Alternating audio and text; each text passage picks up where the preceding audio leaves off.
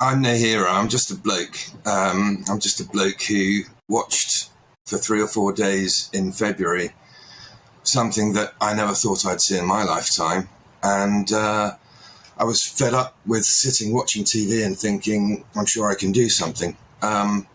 So I bought a vehicle because nobody would lend me one. Everybody wanted to help, but only up until what I call the inconvenience tipping point. So I bought one. I went out to Slovakia, and ostensibly with £1,000 in my pocket, thinking I'd just deliver some stuff. But the fundraising went so well that I ended up near £8,000. So I ended up staying because it wasn't my money. I had to spend it, and I had to use it wisely. So that's how it started. And now, I'm at 21 ambulances, 3 of which have been destroyed, but 18 of which hopefully are still up and running. Lots of baby incubators, stretchers, tourniquets, that sort of thing. It's remarkable, and it's remarkable how much it's changed as well. A lot of your experts have talked about the change and coming towards winter. When I started out in Slovakia, I was sleeping in my tent. It was about -10 in the evening.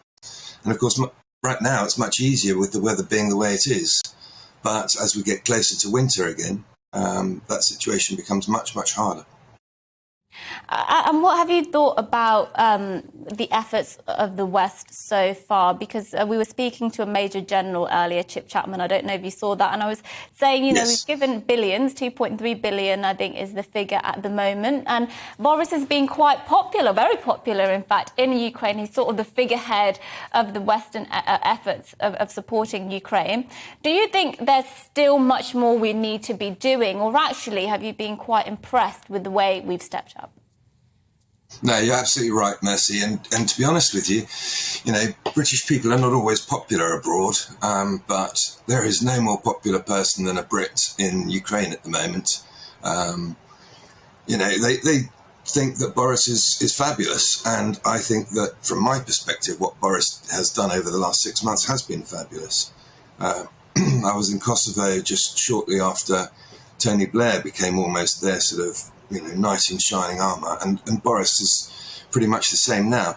To answer your question directly, is there more that we could do? Yes, there is, but it comes back to that inconvenience tipping point, and where in April, me raising £8,000 was remarkable. It was staggering. It blew me away. But trying to raise now over the last 9 weeks, around £10,000 to buy an ambulance that my own friends can say they funded.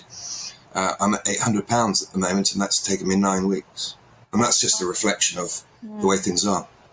Yeah, it's quite the conundrum, isn't it? Because, of course, people are facing financial pressures at the moment. We keep talking about cost of living. But I think, for those who want to donate, just talk to us about ways of doing that. And if people want to give money, how can they go about doing that? I'm going to be controversial. The first thing I'd say, Mercy, is that the UNICEF and the Oxfams of this world absolutely blown away at how poorly they have reacted. As long as the TV cameras were there, great. Then you see lots of it. As soon as the TV cameras have gone, there's nobody there. So I would say do it independently. If you know somebody who's trying to raise funds, do it through them. And if they are doing it through a trusted organisation, do it that way.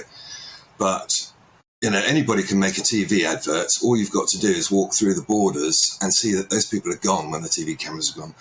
Personally, I'm doing it through a Just Giving page. Just a search on Just Giving for Piers Ambulance Ukraine. That would find it. And contact me on Twitter.